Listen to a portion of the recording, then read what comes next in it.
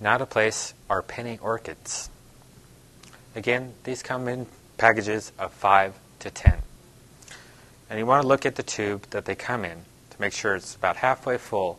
That means, again, that they're fresh. Just take the tube off.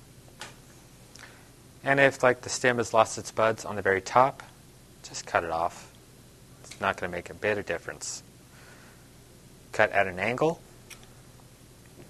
And what you want to do is make a cluster around your ginger. Just insert. Just continue to do this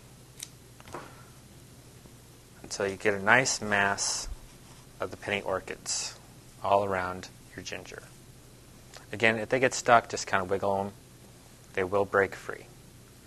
And if the petals kind of break, it's not going to matter because there's going to be such a mass of them, you're not going to notice a little bit of damage.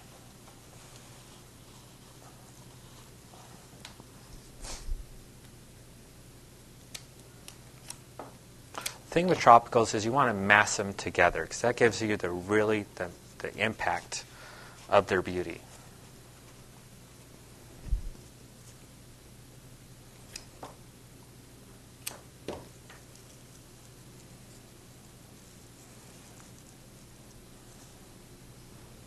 Because you don't want things competing. Again, I'm using these colors just for a more masculine kind of appeal.